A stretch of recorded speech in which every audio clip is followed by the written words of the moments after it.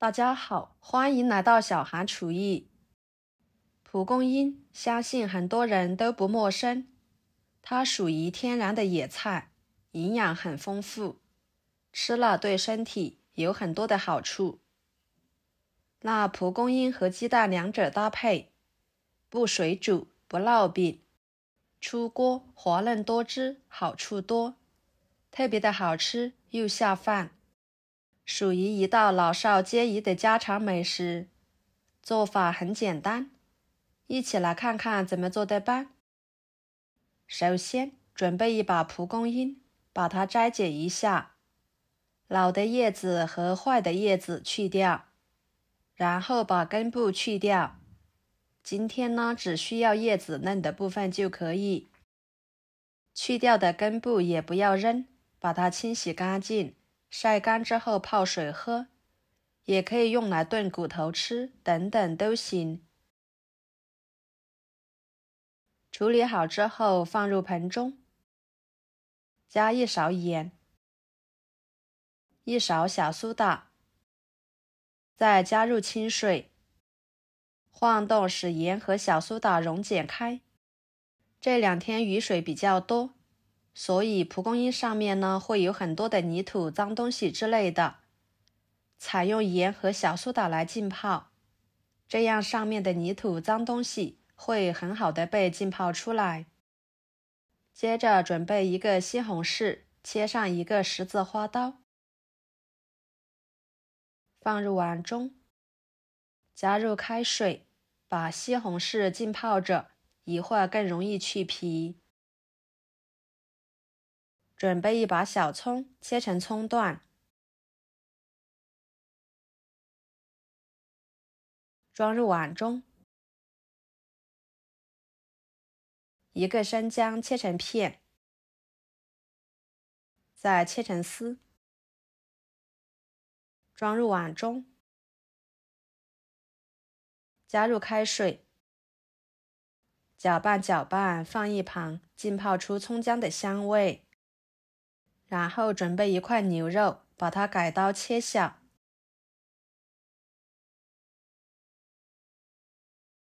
再剁成肉末。这里需要剁碎一点，这样吃起来口感会更好。剁好之后装入碗中，再将浸泡好的葱姜水下手抓揉抓揉，再倒入肉末里面，抓拌均匀，使肉末吸足葱姜汁水。用葱姜汁水来抓拌牛肉末，不仅可以去腥增香，还可以使牛肉末吃起来更加的滑嫩多汁。顺着一个方向多搅拌一会儿，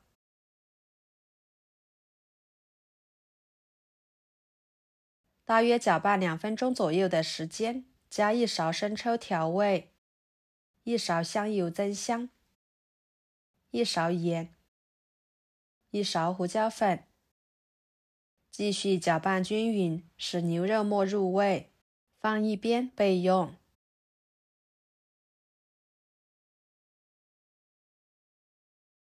跟着准备几头大蒜切成片，再切成蒜末，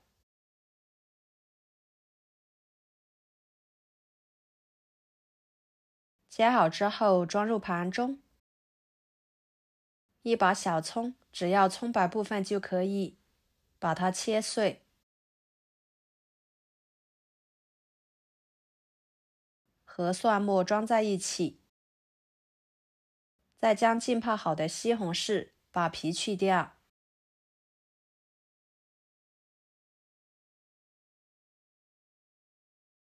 放菜板上，给它切成片，再切碎，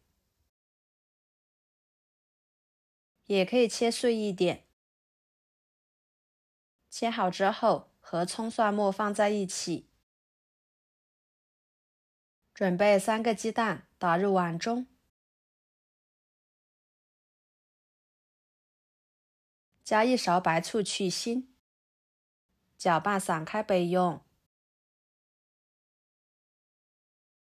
接下来，锅中加入清水，盖上盖子给它烧开。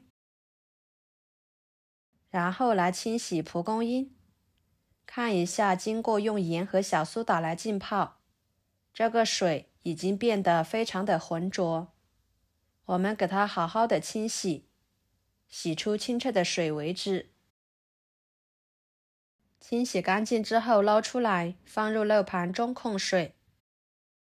锅中水开之后，把蒲公英放进去，焯一下水，这样可以去除蒲公英的苦涩味，吃起来口感会更好。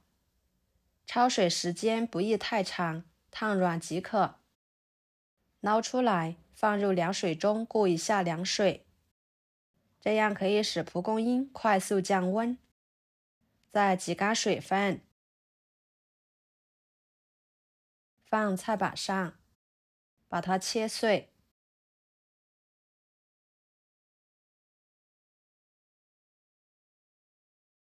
切碎一点。切好之后，放入牛肉末里面，再把鸡蛋液倒进去，加50毫升清水，这样吃起来更加的滑嫩。搅拌均匀。朋友们，视频都看到这了，请动动您发财的小手，给我点个赞吧。您的每一个点赞和留言都是我前进的动力，感谢大家的支持。搅拌均匀之后，锅烧热，加1勺油。油热之后，把葱蒜、西红柿倒进去，翻炒出香味，炒出西红柿汁。再把蒲公英、牛肉末、鸡蛋液倒进去，小火焖10分钟左右，把它们焖至定型，焖至熟透。整个过程呢，需要有一点耐心。